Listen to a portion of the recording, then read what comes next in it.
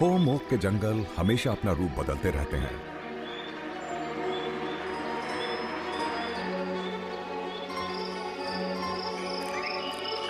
यूं तो ये अलग थलग होते हैं, लेकिन लगातार कायम रहने वाले और सुरक्षित भी।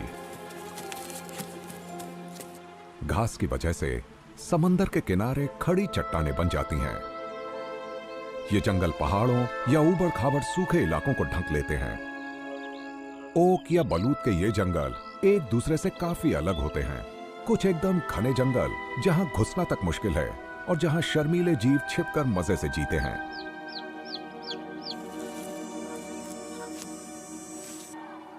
जबकि कुछ होते हैं खुले खुले जंगल जहां बड़े पत्तों वाले शानदार पेड़ होते हैं और इनकी शाखाएं आसमान से हाथ मिलाती हैं।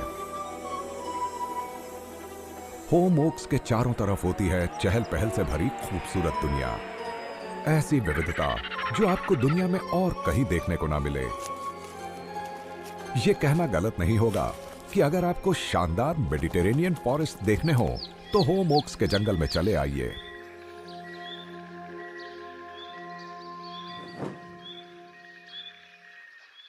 मेडिटेरेनियन इकोसिस्टम्स दुनिया के कई हिस्सों में पाए जाते हैं जो एक दूसरे से बहुत अलग होते हैं, जैसे दक्षिण अफ्रीका, कैलिफोर्निया और ऑस्ट्रेलिया।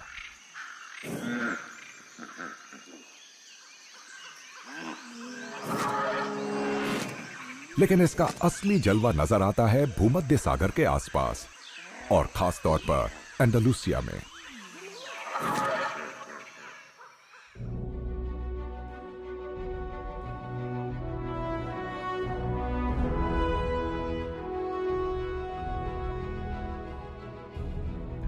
एंडालुसिया के अंदरूनी इलाकों में सबसे ज्यादा अनछुए और बेहतरीन होम ओक फॉरेस्ट मौजूद हैं। होम ओक्स बहुत अलग अलग तरह के मौसमों में उग सकते हैं, लेकिन ये लगातार बदलते हुए क्लाइमेट में तेजी से डटे रहने के लिए जाने जाते हैं, चाहे बर्फीली सर्दी हो या फिर आग उगलती गर्मी। ये जंगल एक अनूठी इकोलॉजी का हिस्सा है। यहां रहते हैं तरह तरह के जीव जिन्हें यहां के मेडिटेरेनियन क्लाइमेट के थपेड़े सहने पड़ते हैं। होम ओक के जंगलों में जानवरों की दर्जनों प्रजातियां रहती हैं। साल के अलग अलग वक्त ये यहां के पेड़ों पर पनाह लेती हैं और इनका भरपूर इस्तेमाल भी करती हैं। इनकी मोटी शाखाओं, इनकी पत्तियां, इनके तने और इनकी जड़ों के बीच रहते हैं तरह तरह के जीव। ये पेड़ कितनों को पालते हैं। चाहे अजीब सी वर्म लिजर्ड हो जो मिट्टी खोदकर अंदर घुस जाती है, या फिर बड़ा सा हिरण जो झाड़ियों में छिप जाता है।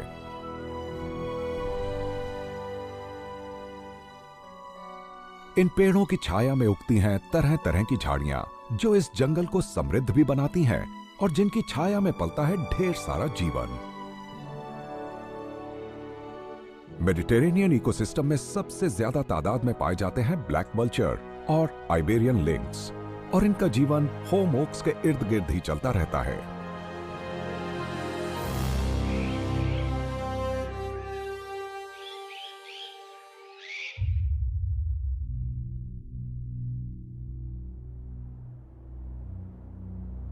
सर्दी का मौसम है,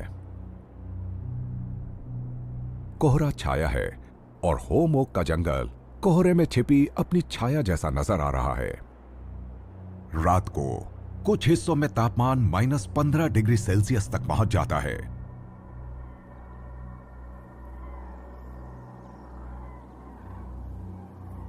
लेकिन होम ओक्स डटे रहते हैं। इनकी मजबूत पत्तियों को इससे कोई नुकसान नहीं पहुंचता। और जब धीरे धीरे सूरज अपनी गर्मी बिखेरना शुरू करता है तो जंगल जैसे अचानक नींद से जाग उठता है। ये सारस उत्तर से 3000 किलोमीटर का सफर तय करके यहां सर्दियां बिताने आए हैं, उत्तर की बर्फीली सर्दियों से दूर। सुबह इनकी बड़ी बड़ी टोलियां जमा हो जाती हैं और फिर निकल जाती हैं घास के मैदानों की तरफ। ये मैदान असल में मिले जुले जंगल होते हैं जहां पेड़ भी हैं, घास भी और फसलें भी हैं। स्पेन का विशाल आधा दक्षिणी हिस्सा इसी तरह के जंगलों से ढका है। और यहाँ सदाबहार होम ओक की भरमार है। इतनी सुबह सुबह सारस के यहां आने की वजह सीधी सादी सी है। ये अक्टूबर के आखिर में यहां आते हैं और तब से ही बलूत के फल की तलाश में रहते हैं ताकि लंबे सफर के बाद थोड़ी ताकत जमा की जा सके। तकरीबन 6 महीनों तक ये इन घास के मैदानों में ही रहेंगे। सर्दियों के शुरुआती कुछ महीनों तक ये बस बलूत के फल ही खाते हैं। और ऐसा करने वाले ये अकेले नहीं हैं। हजारों की तादाद में जंगली कबूतर भी इन्हीं मैदानों में चुगने आते हैं।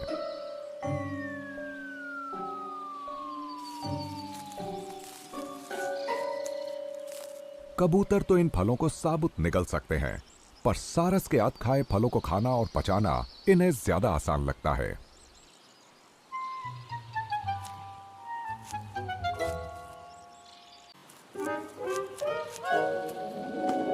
ये उन्हें निगल नहीं सकते, बल्कि इन्हें फलों के बाहरी कवच को तोड़कर अंदर के मीठे पोषक फल तक पहुंचना पड़ता है। होम ओक्स के आसपास पल रहे जीवों के लिए बलूत के फलों की अच्छी फसल किसी वरदान से कम नहीं होती। लाखों जीव इनके सहारे जीते हैं, चाहे सारस हो जो इस महाद्वीप का सबसे लंबा पक्षी है, या फिर नन्हे से ये चूहे।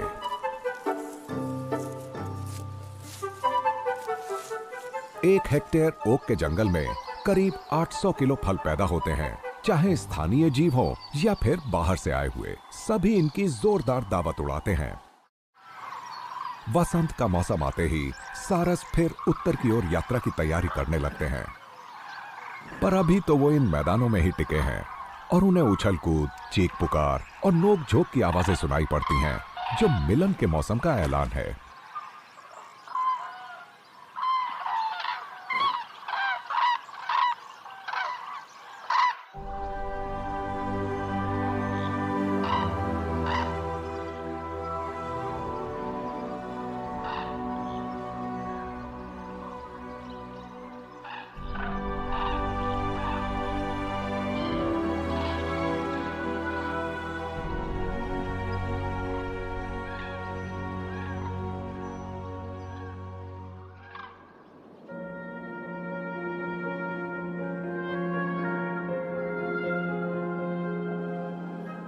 होम ओक के जंगलों पर धुंध का पर्दा उठता गिरता रहता है। यहां गूंज रही हैं सारस की आवाजें, और उनके बीच दुनिया की सबसे डरावनी बिल्ली आइबेरियन लिंक्स की दहाड़ एक दहशत पैदा करती है।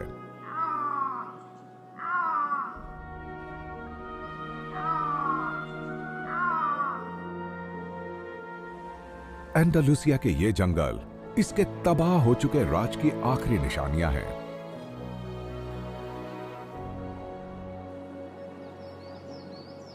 सर्दियां अब खत्म हो रही हैं और ये इनके मिलन का मौसम है। अगर ये अभी मिलन करते हैं तो इनके बच्चे आधा वसंत बीतने पर पैदा होंगे।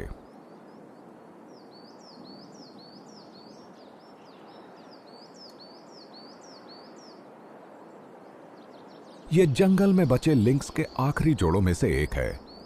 ये कुछ हफ्तों तक एक साथ रहेंगे और मिलन करते रहेंगे। इसके बाद नर और मादा अपने अपने रास्ते निकल जाएंगे।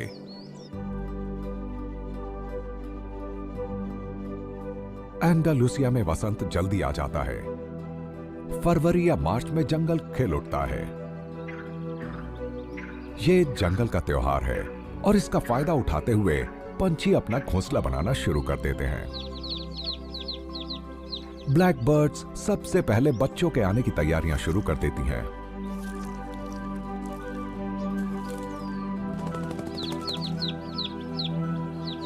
मार्च के आखिर तक तो इनके कुछ चूजे खासे बड़े भी हो जाते हैं।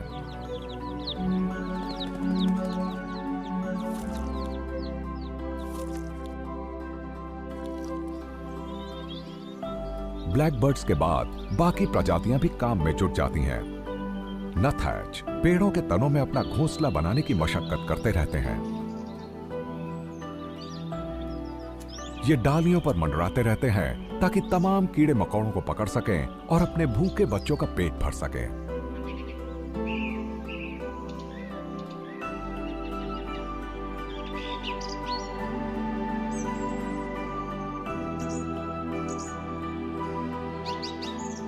शिकार के लिए की गई इनकी मेहनत से ओक के इन पेड़ों को कई परजीवियों से छुटकारा मिल जाता है।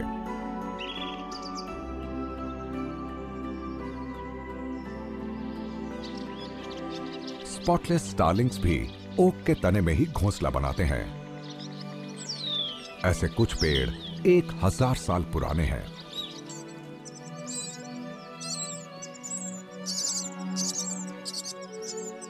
ओक की ये शाखाएं और तने किसी शहरी इमारत की तरह हैं, जहां दर्जनों प्रजातियों के जीव रहते हैं और बच्चे भी पैदा करते हैं।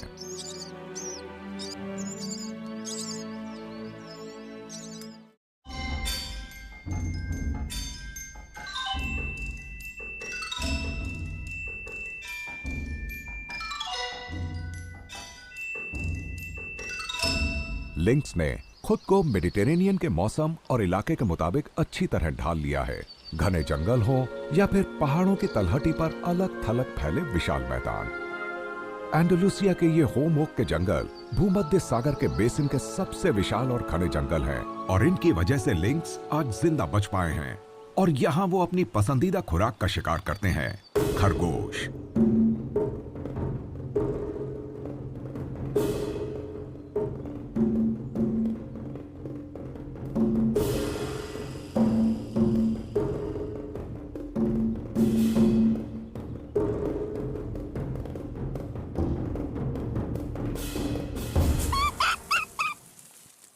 आइबेरियन लिंक्स सिर्फ खरगोश को ही खाते हैं, बस। ये इकलौते ऐसे मांसाहारी स्तनधारी जीव हैं जो सिर्फ और सिर्फ खरगोश का शिकार करने में माहिर हैं। ये उन्हीं जगहों पर रह पाते हैं जहां खरगोश बड़ी तादाद में मौजूद हो, क्योंकि इनकी 80 से 90% खुराक खरगोशों से ही आती है।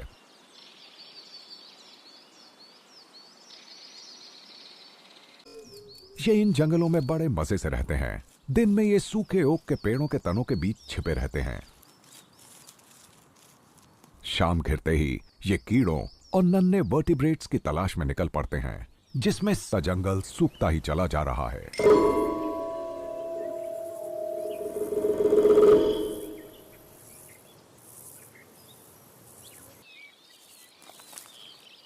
ब्लैक वल्चर के चूजों की तरह लिंक्स के शावक भी अब 2 महीने के हैं और अभी भी पूरी तरह अपनी मां पर निर्भर हैं। ये वक्त है जंगल में रहने के लिए चुस्त दुरुस्त, फुर्तीला और चौकन्ना बनने का। ये खेल इनमें शिकार का शौक पैदा करता है। इतने नन्हे से होते हुए भी ये अपनी मां के साथ शिकार करने निकलते हैं। कमाल की बात यह है कि मैगपाइज भी शिकार में उतने ही माहिर हैं। तापमान 40 डिग्री सेल्सियस तक पहुंच जाता है।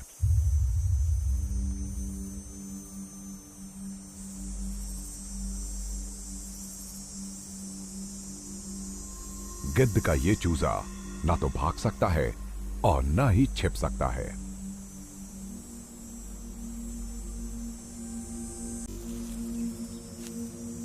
इसके माता पिता का प्यार देखिए। कड़ी धूप में ये इसे पंखों की छाया दे रहे हैं ताकि बच्चा जी सके।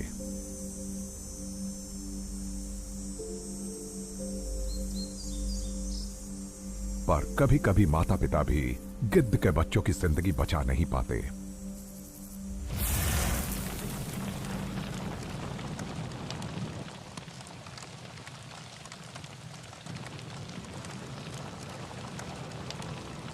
मेडिटेरेनियन के जंगलों में आग लगना आम बात है। पौधों की कुछ प्रजातियां, जिन्हें पायरोफॉस्फेट्स कहते हैं, इनके बीज आग लगने पर ही पूरे इलाके में बिखर पाते हैं।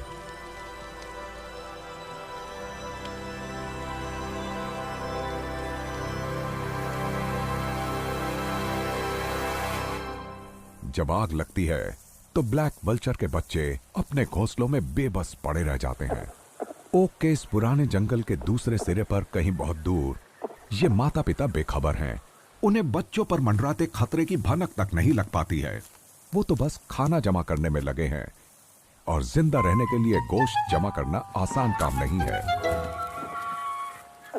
यहां खाने की कमी है और इसलिए छीना झपटी होना आम बात है। जब तनाव बढ़ता है तो जोरदार लड़ाई छिड़ जाती है।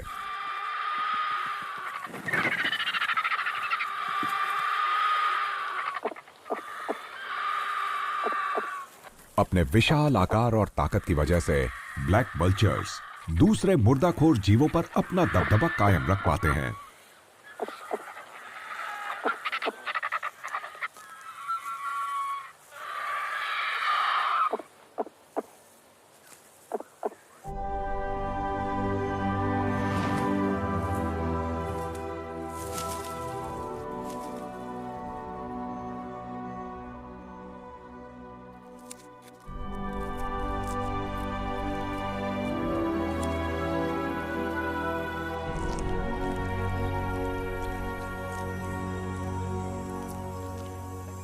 आग का खतरा खत्म हो चुका है, लड़ाई में भी जीत हासिल हुई है।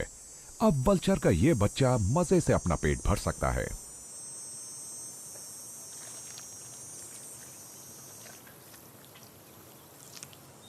कुछ ही हफ्तों में यह होम ओक के इन जंगलों पर उड़ने लगेगा जहां यह पैदा हुआ था। शाखाओं पर मौजूद इसके घोंसले के नीचे बलूत के फल उग गए हैं। जंगल की जमीन पर खाने की भरमार है।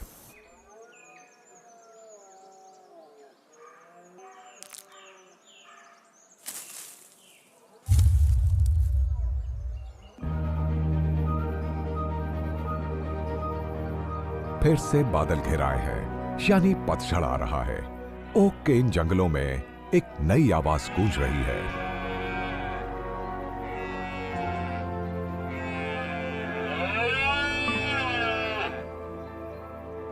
हिरण मिलन के लिए तैयार हैं। जंगल में उनकी पुकारें गूंज रही हैं।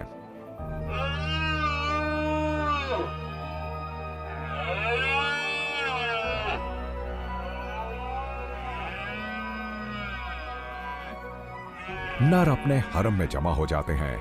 ये चुनौती देने वालों से जोरदार लड़ाइयां करते हैं और अपने हरम की हिफाजत करते हैं।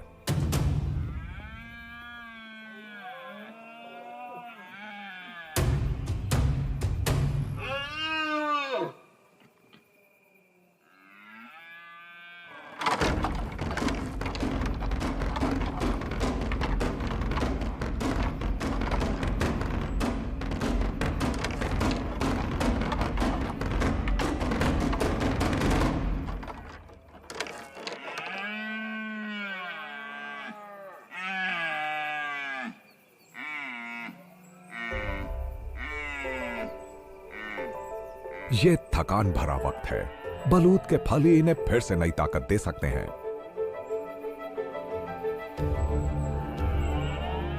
हिरणों को इतने फल चाहिए तो वो अपने सींगों से शाखाओं को टक्कर मारकर फल गिरा लेते हैं।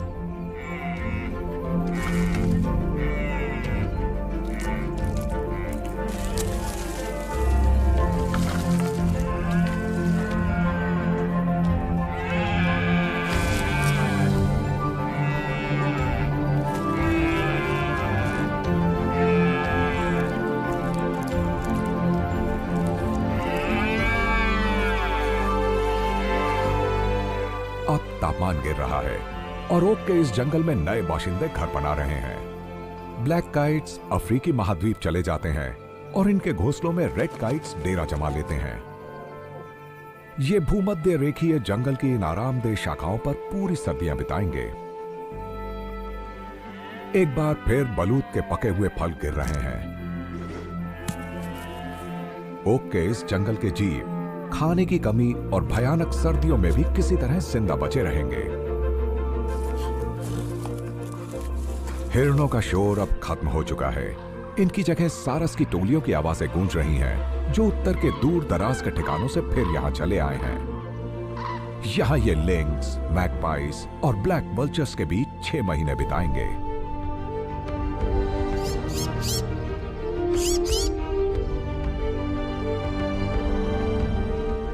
धरती के सबसे विविध और हरे भरे जंगल, और इन जंगलों की जान है ये जीव।